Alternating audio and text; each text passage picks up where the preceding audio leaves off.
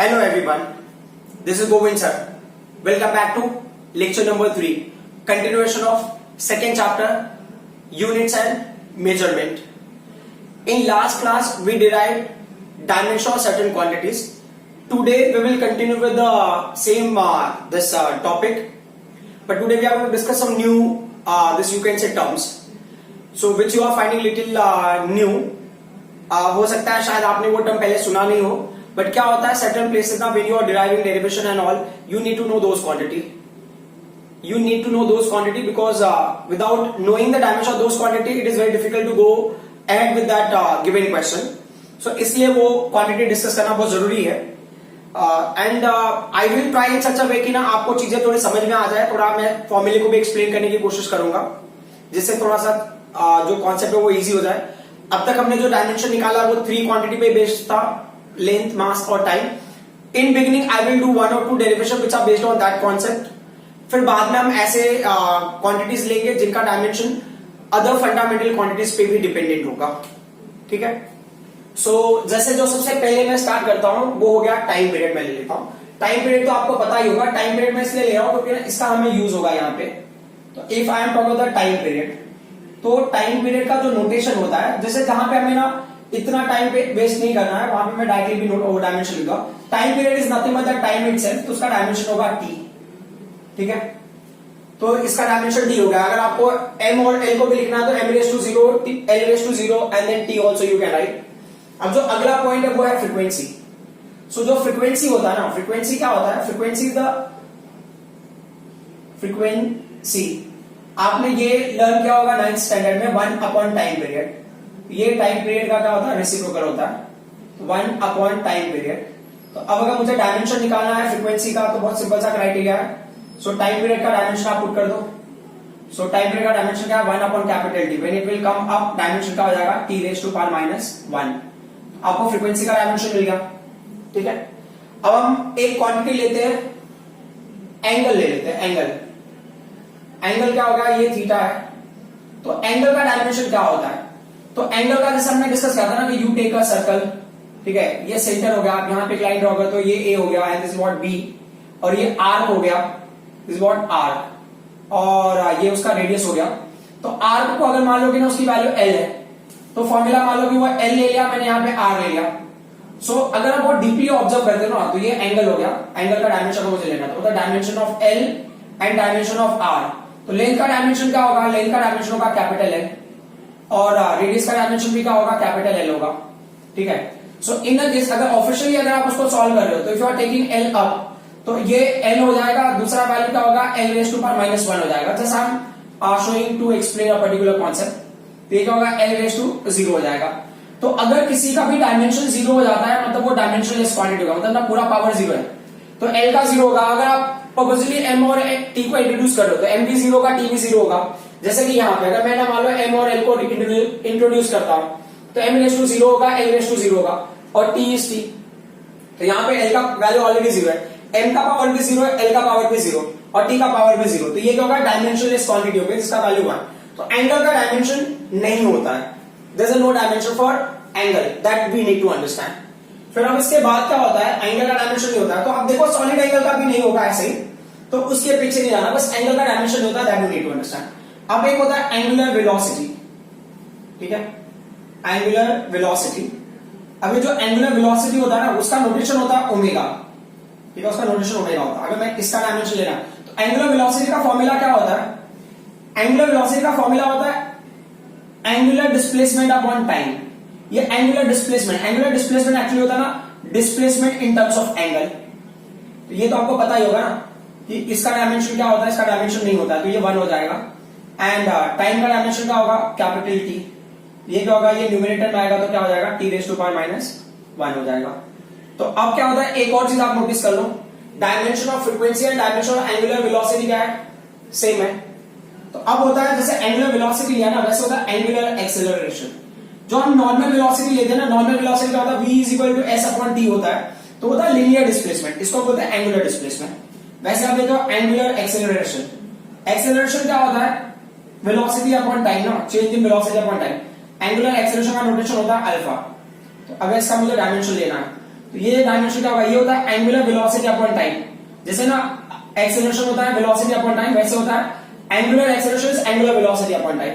तो angular velocity का dimension आपको पता है क्या है, t रेज़ टू पावर -1 है। इसका डायमेंशन क्या है, टाइम का t होगा, इट विल कम अप और फाइनली क्या हो जाएगा t रेज़ टू पावर -2। ठीक है, मैं बहुत सारे ना टर्म्स लाके कंफ्यूज नहीं करना चाहता हूं, just I am doing certain terms ना which you can understand very easily. कुछ टर्म्स होते हैं जो आप टाइम बाय टाइम के साथ में ऑटोमेटिकली सीख लोगे। सो अब एक ले लेते हैं अपना ग्रेडियंट। मान लो यहां पे कोई क्वांटिटी है, उसका नाम है x और इन्होंने लिखा है x ग्रेडियंट, x ग्रेडियंट। तो x ग्रेडियंट को कैसे लिखोगे आप, x ग्रेडियंट मतलब ना ये क्वांटिटी x हो गया, अपॉन क्या होगा, लेंथ होगा, अपॉन लेंथ। अगर डायमेंशन किसी का ले लो, ये लेंथ हो सकता है या ये डिस्टेंस हो सकता है। ठीक है, तो अगर मान लो कि मुझे ना कोई क्वांटिटी मिली, लाइक ना for example I want to take velocity gradient, है ना, तो कोई क्वांटिटी है वेलोसिटी ग्रेडियंट, कहीं कहीं पे आ जाता है उसका डायमेंशन का पूछ दिया उन्होंने, तो वेलोसिटी ग्रेडियंट। तो वेलोसिटी ग्रेडियंट का डायमेंशन कैसे निकालोगे, वेलोसिटी ग्रेडियंट इसका डायमेंशन का निकालो। वेलोसिटी ग्रेडियंट क्या होगा, जैसे मैं बताना x ग्रेडियंट मतलब x अपॉन लेंथ, वैसे वेलोसिटी ग्रेडियंट का मतलब क्या होगा, वेलोसिटी अपॉन लेंथ होगा। ठीक है, तो ये डायमेंशन वेलोसिटी का होगा, फिर यहां पे क्या होगा, डायमेंशन लेंथ का होगा। तो वेलोसिटी का डायमेंशन क्या होगा, L T raise to power -1 और लेंथ का डायमेंशन क्या होगा, ये होगा एल। ठीक है, तो एक्चुअल में देखो ना, आप चाहो तो डायरेक्टली भी कैंसिल कर दो, कोई इशू नहीं है ना। अब जब आप बहुत लेवल तक आप सीख ही गए हो, तो टी रेज़ टू पावर -1 ये होगा वेलोसिटी ग्रेडियंट। अब अगर मान लो ऐसे मैं ले रहा हूं pressure gradient, there is a term pressure gradient. तो प्रेशर ग्रेडियंट में क्या होगा, प्रेशर अपॉन लेंथ और डिस्टेंस, करेक्ट ना, वही सेम कॉन्सेप्ट। तो क्या होगा, डायमेंशन ऑफ प्रेशर आपको लेना है, तो डायमेंशन ऑफ प्रेशर अपॉन क्या होगा, डायमेंशन ऑफ लेंथ। ठीक है, ये थोड़ी क्वांटिटीज ऐसे हैं जो आपने पहले किया नहीं है, बट आपको अभी हेल्प करेगा अंडरस्टैंड करने के लिए। सो प्रेशर का डायमेंशन क्या होता है, प्रेशर एक्चुअल होता है फोर्स अपॉन एरिया। तो फोर्स का डायमेंशन है ml raise to 2 t raise to power -2, है ना, सॉरी, फोर्स का ml t raise to power -2, वो तो एनर्जी का हो जाएगा। एरिया है l रेज़ टू 2, तो ये कैंसिलेशन l ऊपर जाता है, तो प्रेशर का डायमेंशन हो जाता है ml raise to power -1 t raise to power -2। देखो अब आपको ना डायमेंशंस कैसे निकालना है, बेसिक क्वांटिटीज का वो सब पता होना चाहिए, otherwise there will be issue. So अब अगर मैं प्रेशर ग्रेडियंट का डायमेंशन लिखूं तो क्या होगा, m will remain m, this l will go up, -1 और -1 ऐड होकर क्या होगा, -2, तो t रेज़ टू पावर -2। सो ये कुछ टर्म्स है जो आपको हेल्प करते हैं डायमेंशंस ऑब्टेन करने के लिए, या इन टर्म्स का डायमेंशन कभी पूछ लिया तो आपको कैसे निकालना वो मैंने बता दिया। अब हम कुछ ना ऐसे टर्म्स लेते हैं जो लेंथ, मास और टाइम के अलावा भी क्वांटिटीज को यूज करते हैं। ठीक है, तो जो सबसे पहला वाला जो डायमेंशन मैं ले रहा हूं, ठीक है, पहले तो कुछ ऐसा डायमेंशन लेता हूं जो ना आपको जिसका डायमेंशन आप इजीली निकाल सको, बट ना उसका मतलब समझना बहुत जरूरी है टर्म का, क्योंकि अगर टर्म का नाम सुन के ना आपको बहुत टेंशन आ सकता है कि ये कौन सा टर्म हो गया। सो जैसा मैंने बताया था ना कि अगर आप एनर्जी का डायमेंशन लेते हो, एनर्जी का dimension is basically dimension of work, है ना, वर्क का डायमेंशन इज एनर्जी का डायमेंशन। तो मैं यहां देख लेते हैं कि वर्क का डायमेंशन क्या होता है। ये वर्क होता है फोर्स इनटू डिस्प्लेसमेंट, बराबर, work done means finally settle, हमने याद करने के लिए ये टेक्निक दिया था। तो फोर्स क्या होता है, मास इनटू एक्सेलरेशन, एक्सेलरेशन का डायमेंशन क्या होता है, lt रेज़ टू पावर -2, और एक्सेलरेशन में मास से मल्टीप्लाई कर दिया तो ये हो गया फोर्स का डायमेंशन। फोर्स के डायमेंशन में l से मल्टीप्लाई करोगे तो l की वजह से क्या होगा, यहाँ पे स्क्वायर हो जाएगा, ml square t raise to power -2 is the dimension of work. ये क्या है, वर्क है। तो ये किसी भी एनर्जी का डायमेंशन हो सकता है, ये काइनेटिक एनर्जी का डायमेंशन भी हो सकता है, पोटेंशियल एनर्जी का भी डायमेंशन हो सकता है, it can be dimension of heat energy. So any energy you take, it can be this can be the dimension of those quantity. So अब यहां पे मैं जो नया टर्म ले रहा हूं उसका नाम है एंथैल्पी। एंथैल्पी, अब एंथैल्पी क्या होता है, एंथैल्पी का मतलब होता है हीट एनर्जी, आप ले रहे के हिसाब से ये हो गया हीट एनर्जी। सो अब जैसे केमिस्ट्री में आप इसको बहुत ज्यादा डिटेल में स्टडी करोगे, ये केमिस्ट्री टर्म है बेसिकली, केमिस्ट्री में बहुत ज्यादा यूज होता है। एंथैल्पी का मतलब ना, जैसे आप कोई ऑब्जेक्ट है उसको आपने हीट एनर्जी सप्लाई किया, आपने हीट एनर्जी सप्लाई किया, वो हो गया आपके पॉइंट ऑफ व्यू से, बट जब ऑब्जेक्ट उस एनर्जी को लेगा, जो कुछ भी एक्सपीरियंस करेगा एज ए एनर्जी, वो होगा एंथैल्पी। ये विद रिस्पेक्ट टू सिस्टम हो गया या ऑब्जेक्ट हो गया, यू कैन से। तो ऑब्जेक्ट का जो एंथैल्पी होता है, मतलब they are talking about heat energy, उसका डायमेंशन सिंपल सा होगा ना, तो एनर्जी का डायमेंशन लिख लोगे, एक होगा ml² अपॉन T⁻⁻²। ठीक है। अब जो उसके बाद जो टर्म है ना वो है एंट्रोपी, ये एंथैल्पी। एंथैल्पी को एक्चुअली ना रिप्रेजेंट करते हैं H से, आपको कई जगह पर शायद H से मिल जाएगा। फिर अगला टॉपिक है एंट्रोपी। सो एंट्रोपी क्या होता है, एंट्रोपी को रिप्रेजेंट करते हैं S से। तो एंट्रोपी और एंथैल्पी ना काफी हद तक रिलेटेड है कि लाइक एंथैल्पी में आपने एनर्जी दिया है सिस्टम को, सिस्टम ने एनर्जी लिया, अब एनर्जी लेने के बाद वो कितना असर कर रहा है। फॉर एग्जांपल जैसे होता है ना कि अगर ना you imagine very this small very young you can say baby, for example like ना 4 और 5 ईयर ओल्ड ले लो आप जैसे ना उसको आपने मारा, फॉर एग्जांपल जैसे मजाक में आपने मारा, तो बेबी ऐसा रिएक्ट करा कि नहीं मुझे नहीं लगा, मे बी लगा होगा नहीं लगा होगा, दैट्स अ डिफरेंट थिंग। मतलब ये just as example I am telling. या हो सकता है कि आपने एक्चुअली किसी को हिट किया, वो बंदे को एक्चुअल में उतना फील नहीं हो रहा है, मतलब you have given energy, but उस एनर्जी का इंपैक्ट उसके ऊपर कितना हो रहा है वो कैसे पता चलेगा। तो ये क्या कह रहा है कि जब भी आप ना एंट्रोपी लेते हो, तो एंट्रोपी इज वेरी सिंपल कि आपने किसी सिस्टम को एनर्जी दिया, सिस्टम ने एनर्जी लिया, उस एनर्जी को लेने के बाद हो सकता है उस सिस्टम का टेम्परेचर बहुत बड़ा हो या नहीं बड़ा हो, समझ में आया।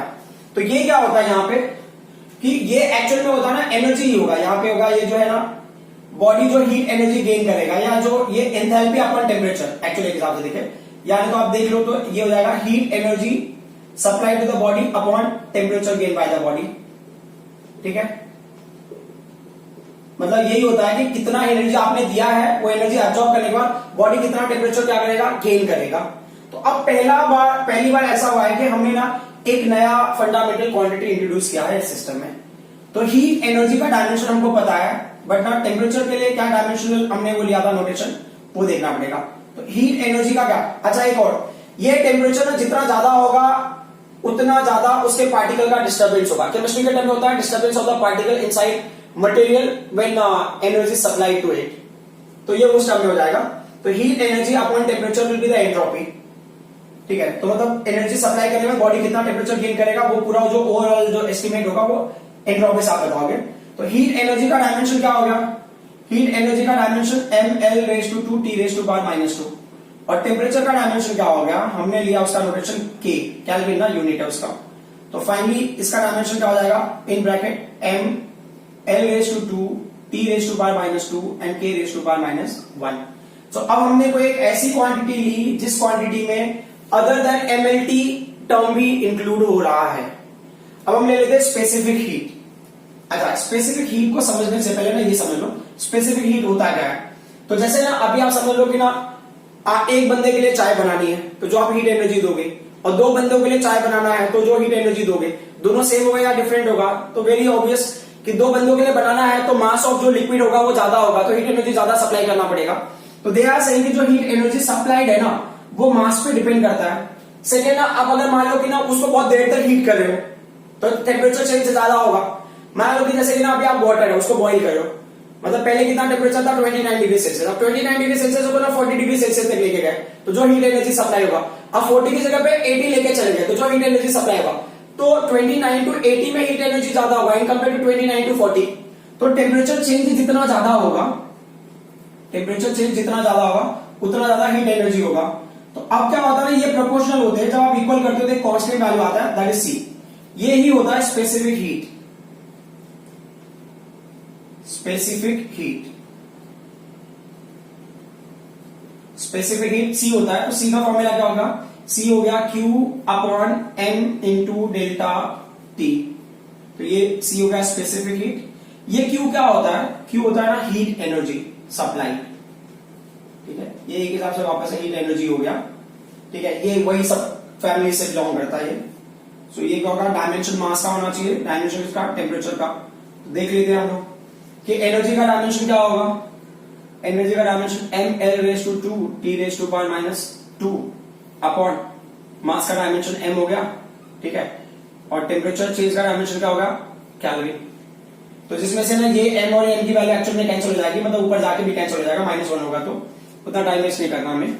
तो इज इक्वल टू, अब ये ऊपर जाके ना 0 हो जाएगा, ml/0 है ना, ऊपर जाएगा तो 0 होगा ना, +1 और ये ऊपर जाएगा -1 होगा, तो 1 -1 0 हो गया। फिर क्या होगा L raise to 2 T raise to power -2 and K raise to power -1।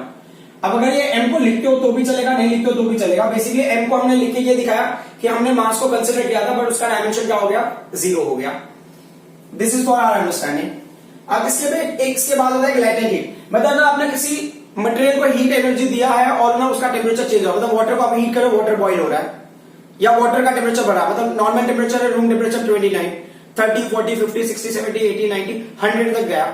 100 degree Celsius पे क्या होता है, वाटर बॉईल होने लगता है। अब जब वाटर बॉईल होने लगता है तो उसके बाद जो भी आप हीट एनर्जी सप्लाई करोगे वो पूरे का पूरा क्या होगा, सिर्फ ना उसको लिक्विड से गैसेस स्टेट में कन्वर्ट करने के लिए यूज होगा। तो उस टाइम पे जो भी आपने हीट एनर्जी दिया है वो हीट एनर्जी लैटेंट हीट के फॉर्म में यूज होता है। तो वहां पे क्या होगा, उसका एक नया फॉर्मूला होगा। ये बोले कि जो भी आपने हीट एनर्जी दिया है मास को, मतलब जितना ज्यादा मास हो उतना हीट एनर्जी दोगे आप। लेकिन क्या होता है कि अगर ना मुझे ना बहुत ज्यादा वाटर को अगर मुझे गैसेस स्टेट में कन्वर्ट करना है, बहुत ज्यादा वाटर को, तो बहुत ज्यादा एनर्जी लगा, बहुत कम वाटर को सप्लाई करना, बहुत कम एनर्जी लगा। तो ये बोल रहा है ना, वो किसके ऊपर डिपेंड करता है, लैटेंट हीट के ऊपर डिपेंड करता है। तो एल यहां पे होता है लैटेंट हीट, ठीक है, ये हो गया लैटेंट हीट। तो लैटेंट हीट के लिए आपने ले लिया L इज इक्वल टू क्या हो गया, Q/M। यहाँ पे वो क्वांटिटी तो नहीं आएगी, जस्ट क्या है क्वांटिटी के हिसाब से, डायमेंशन के हिसाब से हमने डिस्कस कर लिया। तो Q क्या है, यहाँ पे एनर्जी है जैसे वहां पे, तो क्या होगा M L raise to 2 T raise to power -2 upon क्या होगा, ये कैपिटल M हो गया। तो डायमेंशन क्या हो जाएगा लैटेंट हीट का, लैटेंट हीट का dimension, then again M will go up and that will be M raise to 0 L raise to 2 T raise to power -2। Latent heat और इसमें क्या डिफरेंस है डायमेंशन में देख लो, L रेज टू 2 सिर्फ temperature का difference है, ठीक है। अब एक और होता है, अगर आपको पता होगा यूनिवर्सल गैस कांस्टेंट, एक क्वांटिटी है जिसका नाम है universal gas constant, universal gas constant. अब यूनिवर्सल गैस कांस्टेंट क्या होता है, उसका जो नोटेशन होता है ना वो होता है R, ठीक है। ये हमको मिलता है आइडियल गैस इक्वेशन में। आइडियल गैस इक्वेशन एक होता है PV is equal to N capital R capital T, यहां पे ये यूज है, ठीक है। मैं ना एक्चुअली इसको यूज नहीं करूंगा, मैं एक नया टर्म यूज कर रहा हूं, ये यूनिवर्सल गैस कांस्टेंट का इंफॉर्मेशन देने के लिए। तो यूनिवर्सल गैस कांस्टेंट का ना एक होता है, जब आप ना 11 में ही लर्न करोगे, there is a kinetic theory of gases chapter, वहां पे आपको पता चलेगा कि काइनेटिक एनर्जी का ना एक फॉर्मूला होता है, मतलब काइनेटिक एनर्जी ऑफ गैस, उसका फॉर्मूला होता है 3/2 होता है, ये NR कैपिटल T होता है, NR कैपिटल T, ठीक है। सो अब ये क्या कहते हैं कि अगर यहां पे मुझे आइडियल गैस इक्वेशन लेना है तो काइनेटिक एनर्जी का डायमेंशन मुझे पता है, 3/2 का डायमेंशन होगा नहीं। N यहां पे क्या है, N है नंबर ऑफ मोल, है ना, अमाउंट ऑफ सब्सटेंस। अगर आपको याद होगा तो एक नया फंडामेंटल क्वांटिटी इंट्रोड्यूस हो गया सिस्टम में, और यहां पे क्या होगा, ये T हो गया, ठीक है। अब ये क्वांटिटी ना और एक क्वांटिटी के इक्वल हो सकता है, दैट इज व्हाट 3/2, ये हो गया kBT। अच्छा, उसमें एक और चीज होता है कि काइनेटिक एनर्जी पर मोल पर मॉलिक्यूल एंड ऑल, ये जस्ट काइनेटिक एनर्जी है, और ये फिर काइनेटिक एनर्जी पर मॉलिक्यूल पर मोल, वो सारे टर्म्स है, बट मुझे उतने डिटेल में नहीं जाना, जस्ट आप समझने के लिए समझ लो कि अगर मुझे ना N का डायमेंशन निकालना है तो नंबर ऑफ R का डायमेंशन निकालना है, तो मैं क्या करूंगा, और ये kB को क्या बोलते हैं, kB का यहाँ पे नाम होता है बोल्ट्जमैन कांस्टेंट। एक्चुअल में ये स्टेटमेंट के साथ में करेक्ट नहीं होगा, ये हटा दोगे तो नया स्टेटमेंट बनेगा, ठीक है। अब यहाँ पे देखिए R का वैल्यू निकाल लेते हैं, तो R का डायमेंशन अगर आप निकाल रहे हो तो R का डायमेंशन यूनिवर्सल गैस कांस्टेंट का डायमेंशन क्या होगा, dimension of kinetic energy upon dimension of mole into dimension of temperature. Kinetic energy का डायमेंशन आपको पता है ना, एनर्जी वाला डायमेंशन क्या है, ML raise to 2 T raise to power -2 upon mole का डायमेंशन क्या है, MOL है, एंड टेम्परेचर का डायमेंशन क्या है, केल्विन K। अब इन वैल्यूज को ऊपर ले लो तो क्या हो जाएगा, ये ML raise to 2 T raise to power -2। Mole और केल्विन में से पहले कौन सा क्वांटिटी था, केल्विन था, तो kelvin raise to power -1 and mole raise to power -1। ये किसका डायमेंशन हो गया, यूनिवर्सल गैस कांस्टेंट का डायमेंशन हो गया। अब एक होता है बोल्ट्जमैन कांस्टेंट, तो बोल्ट्जमैन कांस्टेंट में भी यही होता है, ये जो NR वाली वैल्यू है ना, ये पूरा थोड़ा लंबा डिटेल है, वो चैप्टर में आप समझ आओगे, वो पूरी वैल्यूज को रिप्लेस वगैरह करके या मॉलिक्यूल वगैरह के टर्म में लेते हो तो आपको मिलता है यहाँ पे काइनेटिक एनर्जी, फिर वही होगा kinetic energy is equal to क्या होता है 3/2 kBT, 3/2 kBT। तो Kb क्या है यहाँ पे, ये है बोल्ट्जमैन कांस्टेंट, ठीक है, बोल्ट्जमैन कांस्टेंट। तो Kb का डायमेंशन का मुझे निकालना है, कहीं कहीं पे सिर्फ K ही मिलेगा, तो ये 3/2 का डायमेंशन तो होगा ही नहीं क्योंकि नंबर है ना। तो क्या होगा, काइनेटिक एनर्जी का डायमेंशन अपॉन क्या हो गया, डायमेंशन ऑफ टेम्परेचर, ठीक है। तो क्या हो गया काइनेटिक एनर्जी का डायमेंशन, तो ये ml/2 T⁻²। अब मैं केल्विन का राइटली ले रहा हूं, (10⁻⁻1). तो अब इसमें देखो दोनों में क्या डिफरेंस है, मोल का डिफरेंस। इसमें मोल है ये यूनिवर्सल गैस कांस्टेंट में, बट यहां पे नहीं है, ठीक है। अब एक और क्वांटिटीज है ना जो इससे रिलेटेड तो नहीं है, अब वो थोड़ा सा ना एक्चुअली प्रीवियस वाले में डिस्कस कर लेना चाहिए था। वो है कोएफिशिएंट ऑफ विस्कोसिटी, ठीक है, ये नया टर्म है। सो कोएफिशिएंट ऑफ विस्कोसिटी होती है ना, ये प्रॉपर्टी होती है फ्लूइड की और लिक्विड की। मतलब लिक्विड और फ्लूइड ना फ्लो हो रहे हैं तो उनके वजह से, मतलब कोएफिशिएंट ऑफ विस्कोसिटी का काफी हद तक उसमें ये है रोल। कोएफिशिएंट ऑफ विस्कोसिटी मैंने ले लिया यहाँ पे। अब इसका नोटेशन क्या होता है, कोएफिशिएंट ऑफ विस्कोसिटी हो गया ईटा। देखो ना, अब इसको ना याद करने के लिए वैसे तो इसका बहुत बड़ा फॉर्मूला है ना। एक्चुअली फॉर्मूला ऐसे होता है कि एक होता है विस्कस फोर्स, इसको बोलते हैं, ये होता है विस्कस फोर्स। कोई भी फोर्स हो उससे फर्क नहीं पड़ता, विस्कस फोर्स होता है, कोएफिशिएंट ऑफ विस्कोसिटी होता है, फिर यहाँ पे ए होता है, ये क्या होता है dV/dx होता है, ठीक है। अब इस फॉर्मूले से आप ईटा को लेते हो तो ये क्या होगा, ये F हो गया इंटू ये क्या होगा dx होगा, अपॉन क्या होगा A इंटू dV होगा, जहां पे F क्या होता है, फोर्स होता है, ये dx क्या होगा, एक हिसाब से लेंथ हो गया, A क्या हो गया, एरिया हो गया, एंड dV क्या हो गया, ये वेलोसिटी हो गया। तो इसके लिए एक छोटा सा टेक्निक मैं बता देता हूं, है ना। कोएफिशिएंट ऑफ विस्कोसिटी याद करने के लिए याद कर लो, फुल ऑडियो, ठीक है। तो फुल से क्या ले लो, F L audio, A video, V। सो ये तो समझ आ गया ना। यहां पे बस मैं बताता हूं, ये एरिया है, ये क्या है, वेलोसिटी है, इनको ही समझना है, ठीक है। मतलब तो वही निकला ना, force, length, area and velocity. क्योंकि अभी तो हमें याद करने से मतलब है, हाँ। क्योंकि क्या होता है कि ना जब तक ये चैप्टर में पहुंचोगे तब तक अगर ये एग्जाम में आ गया तो आपके लिए प्रॉब्लम हो जाएगी।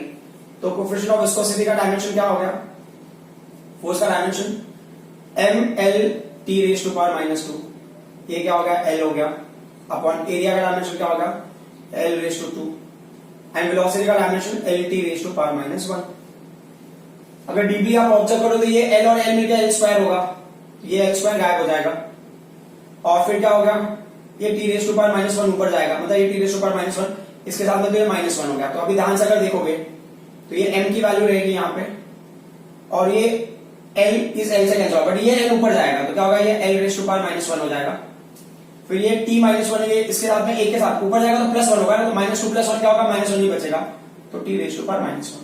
ये क्या होगा, dimension of coefficient of viscosity. So अभी तक तो हमने वैसे टर्म लिए ना जिसमें हम कोई ऐसी क्वांटिटी ले रहे हैं जहां पे लेंथ, मास, टाइम के अलावा भी कोई क्वांटिटी यूज हुई होगी। अब हम ना कुछ ऐसे टर्म्स ले रहे हैं जो आपको पता है बट उसका डायमेंशन आपने सोचा नहीं होगा कि उसका डायमेंशन भी होगा। लाइक 10th स्टैंडर्ड में इलेक्ट्रिसिटी चैप्टर आपको फॉर्मूला था ना, charge is equal to current into time और I is equal to Q/T। तो चार्ज का डायमेंशन क्या होगा, फिर there was a formula potential difference, potential difference का क्या होगा डायमेंशन, रेजिस्टेंस का क्या होगा डायमेंशन, ठीक है, वैसे ही।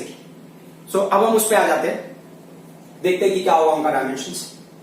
ओके, सो उसमें भी फंडामेंटल क्वांटिटीज, थोड़े से नए फंडामेंटल क्वांटिटीज ऐड होंगे। So will see which fundamental quantities are getting added in that, और उसके बेसिस पे हम सिंप्लीफाई करेंगे।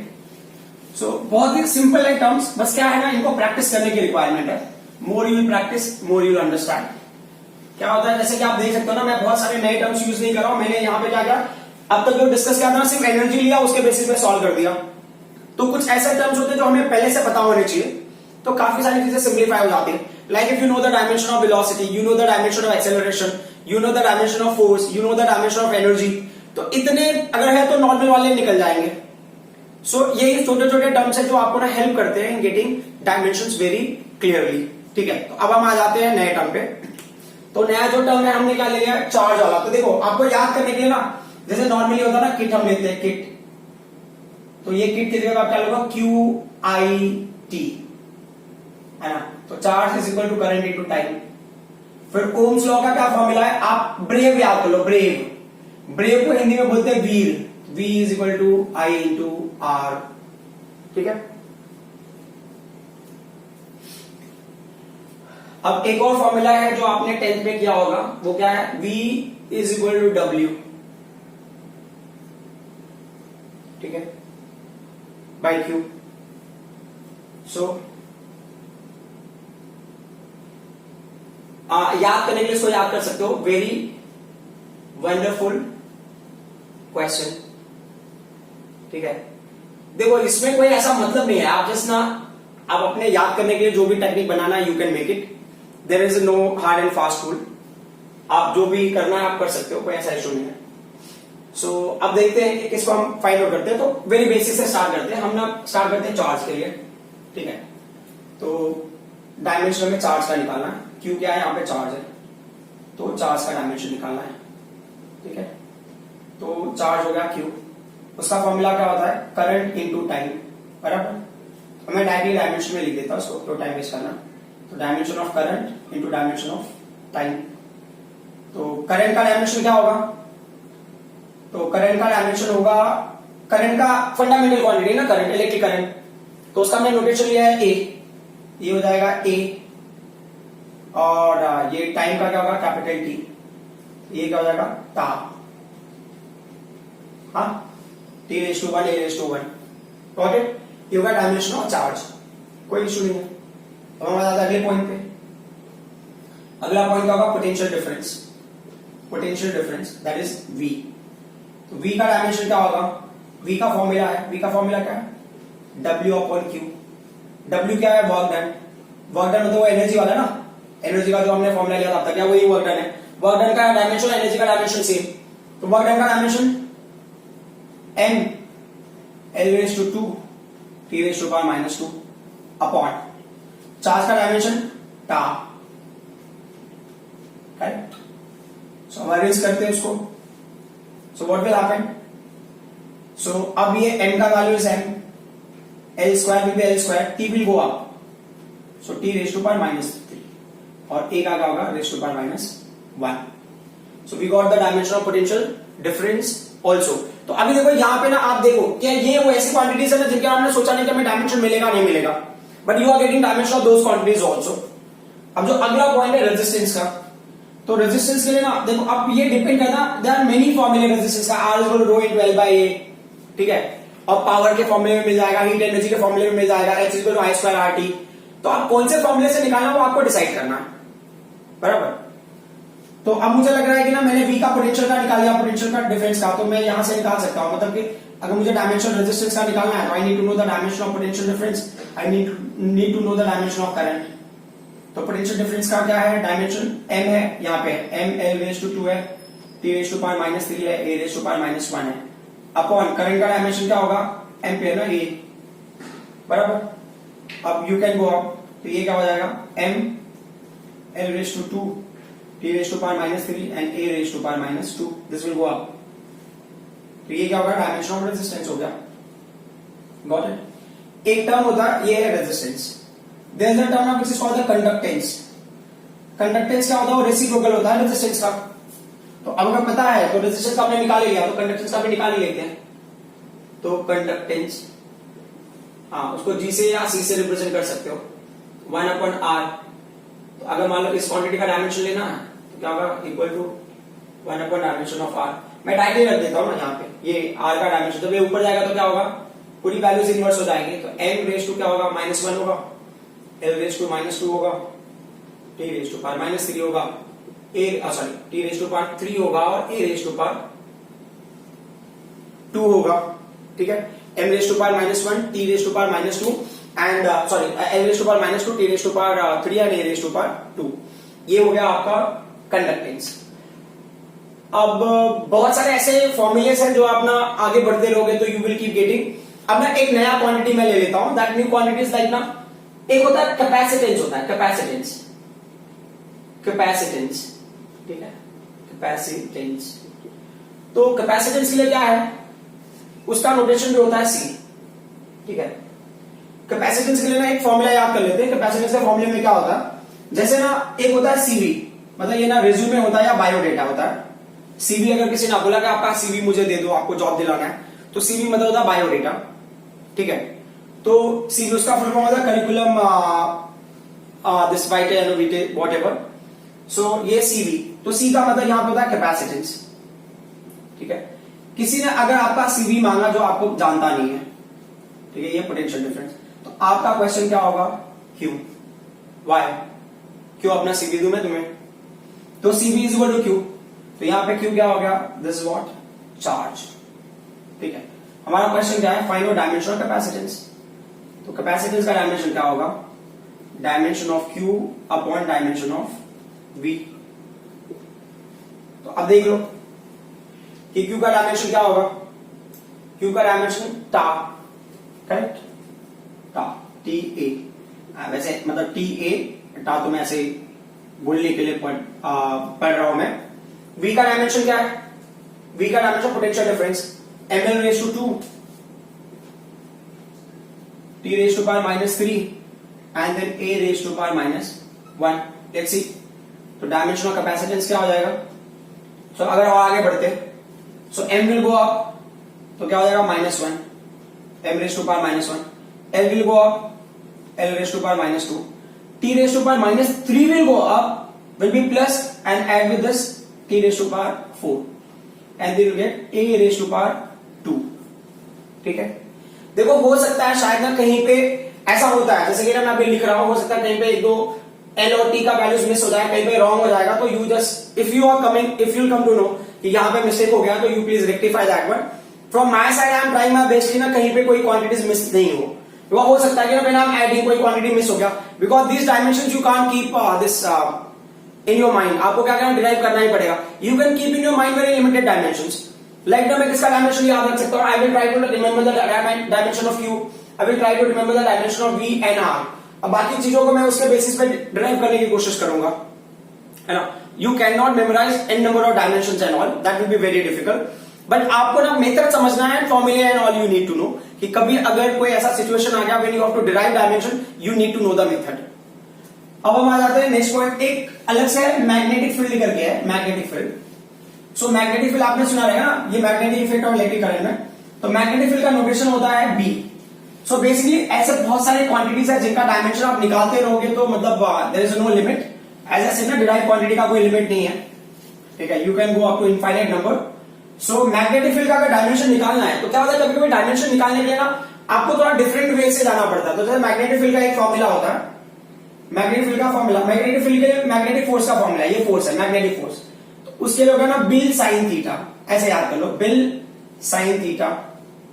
अब जो साइन थीटा होता है ना, जैसा लास्ट क्लास में अगर आपको याद होगा, ट्रिग्नोमेट्रिक वैल्यूज का डायमेंशन नहीं होता, तो मान लो फिर भी मैंने ना यहां पर डायमेंशन निकाला चाह होता, तो एफ का डायमेंशन, देन बी का डायमेंशन, देन आई का डायमेंशन, देन एल का dimension and then sine theta का डायमेंशन। एज आई सेड, ये डायमेंशनलेस क्वांटिटी होगी, इसकी वैल्यू क्या हो जाएगी, 1 हो जाएगी, ठीक है।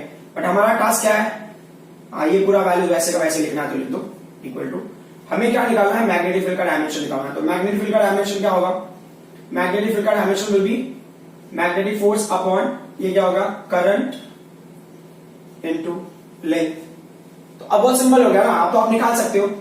तो मैग्नेटिक फोर्स का डायमेंशन क्या है, M L T raise to power -2, ठीक है, अपॉन आई का डायमेंशन क्या होगा, वो ए हो गया एम्पियर, एंड एल का dimension will be L only. तो वो हिसाब से देखे तो ये एल और एल कैंसिल हो जाएगा। तो अगर आप एल को रखना चाहते हो तो आप लिख सकते हो कि L raise to 0, M L raise to 0, T raise to power -2 और ए रेस टू पावर -1। ये हो गया डायमेंशन ऑफ मैग्नेटिक फील्ड। तो एज यू कैन सी कि क्वांटिटीज ना कितने भी कॉम्प्लिकेटेड हो, but each and every quantity का डायमेंशन आपको मिल ही जाता है, it's not that difficult, just आपको फॉर्मूले पता होने चाहिए।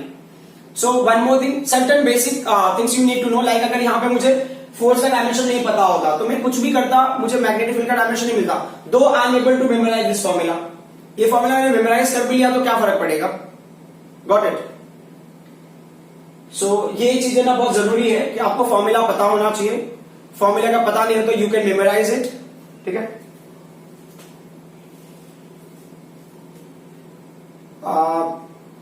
सो ये याद करने के लिए ना F equal to B I L sine theta करके आप याद करोगे, कभी मैग्नेटिक फील्ड का अगर पूछ लिया तो। ठीक। एंड जैसा मैंने बताया ट्रिग्नोमेट्री टर्म्स के जो डायमेंशंस होते हैं ना वो क्या होगा, 1 होगा। लेकिन उसके साथ में अगर कुछ एसोसिएटेड है तो उसके वैल्यूज ना चेंज हो जाते हैं।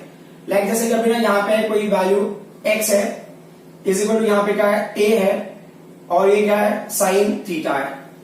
तो जहां पे x क्या होता है, x होता है डिस्टेंस, x ना ऑलमोस्ट डिस्टेंस की तरह काम करेगा। यहाँ पे अगर डिस्टेंस की जैसी वैल्यू है और क्वेश्चन है ना find the dimension of a, तो क्या करोगे आप, सिंपल सा क्राइटेरिया, आप x का डायमेंशन ले लो equal to dimension of a equal into dimension of sine theta.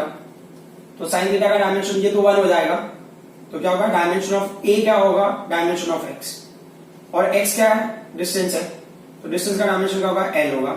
ये हो गया a। एक्चुअल में a होता है ना एम्पलीट्यूड, ये किसी ये वेव वगैरह का इक्वेशन होता है उसमें यूज होगा।